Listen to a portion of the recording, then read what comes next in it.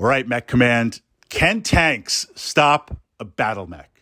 That's what we're going to explore in this Battletech Tactica. And for the narrative, for the framework, when we say tank in Battletech, just what kind of tank are we looking at? We explored about a week ago, I pushed up to the channel, we were looking at 100-ton tanks, and we were exploring the behemoth. There are tanks in the Battletech universe mounting sensors, armor, weapons, lasers that are the equal, equivalent, or greater than some mechs. So you have some tanks that are very, very sophisticated.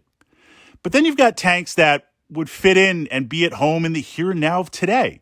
An example would be the Scorpion tank.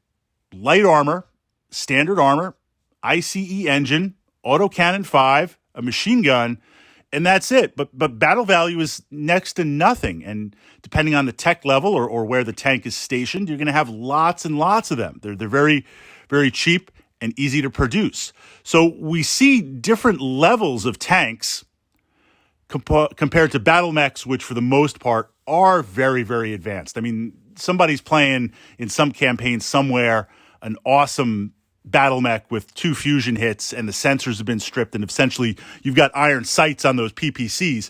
Absolutely. But for the most part, the tech is there.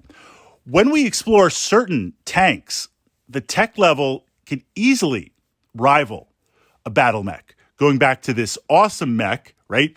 You've got 3 PPCs, tons and tons of armor as an assault mech, but that comes at a price. You're paying the battle value, the C-bills, the tonnage points, whatever that calculation is going to be. Shrek PPC carriers. Well, you've got 3 PPCs mounted on a tank, sort of okay armor. I wish it had more, but I realize we got to play the tonnage game. That has the equivalent firepower of an awesome mech at a fraction of the price. So what we see with certain configurations of tanks is, yes, absolutely, they could stop a mech. Absolutely, they could possibly destroy a mech in one hit.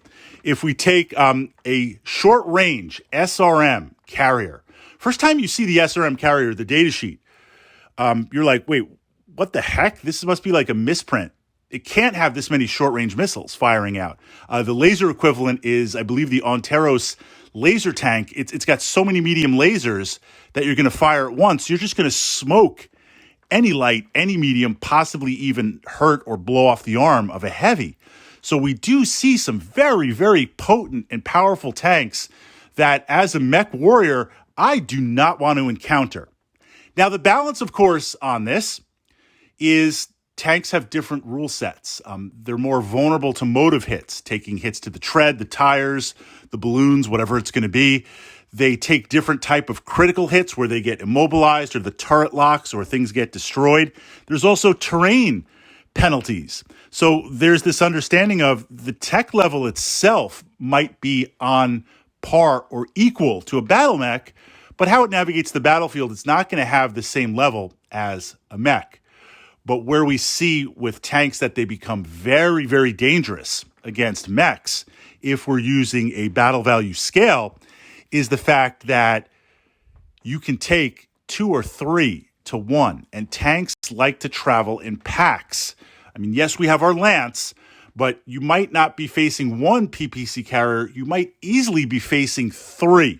And if they're in a good hull down position, that's 3, 6, 9 PPCs firing on 1 mech.